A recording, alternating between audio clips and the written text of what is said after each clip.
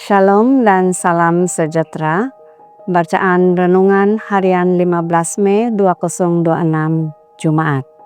Tema agar kita tidak lupa. Mari berdoa. Bapa Surgawi, masa ini ya Tuhan, kami mau mendengar firman Tuhan. Kami berdoa biarlah kiranya Roh Kudus Bapa masuk ke dalam hati dan pikiran kami, agar kami bersedia menerima firman-Mu.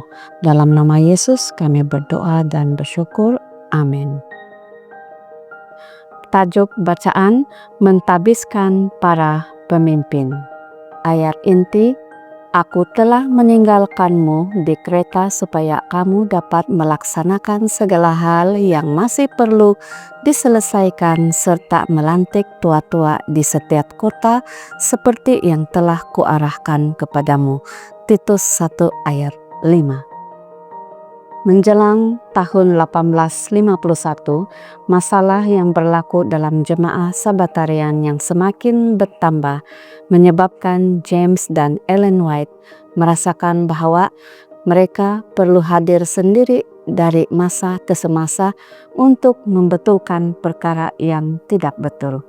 Beberapa tahun berikutnya, mereka menulis laporan dalam majalah Review dengan tajuk seperti Our Tour East, lawatan kami ke timur.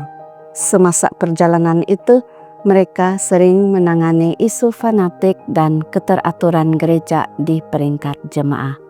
Sebagai contoh, dalam satu persidangan di Medford, Massachusetts pada akhir tahun 1851, James berkata bahwa fokus utama dalam pertemuan itu ialah keteraturan gereja, menunjukkan kesilapan S. Smith, H. W. Allen, dan pentingnya tindakan gereja menarik balik keanggotaan atas tindakan beberapa anggota gereja.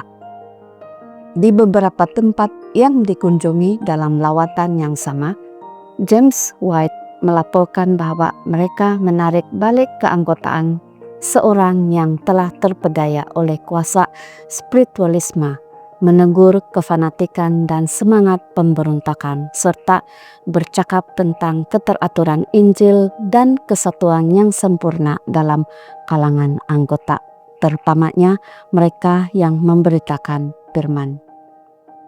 Lawatan ke sebelah timur pada tahun 1851 ini penting karena catatan mengenainya menunjukkan buat kali pertama pelantikan pemimpin di peringkat gereja setempat.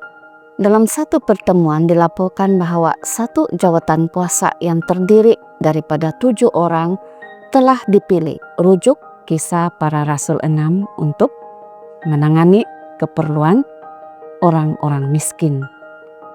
Awal tahun itu buat pertama kalinya Review melaporkan tentang satu upacara pentabisan dalam kalangan Sabbatarian. Pada bulan Julai, Saudara Washington Morse telah ditetapkan melalui penumpangan tangan untuk menjalankan upacara-upacara dalam rumah Tuhan. Roh Kudus memberi kesaksian melalui kurnia bahasa lidah dan tanda-tanda nyata tentang kehadiran dan kuasa Tuhan. Tempat itu terasa menggentarkan, namun penuh kemuliaan. Menjelang tahun 1852, golongan Sabbatarian mulai melihat diri mereka bukan lagi sebagai kelompok yang berselera, tetapi lebih kepada sebuah gereja.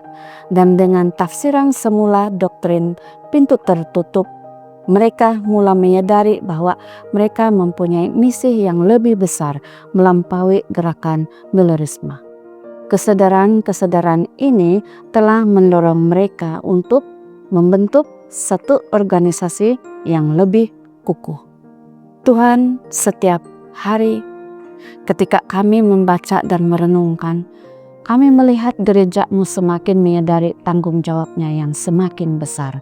Bantulah kami untuk melihat kesadaran ini bukan hanya sebagai suatu yang berlaku 150 tahun lalu, tetapi sebagai peristiwa yang perlu berlaku dalam kehidupan pribadi kami saat Engkau membimbing kami secara berterusan sebagai individu.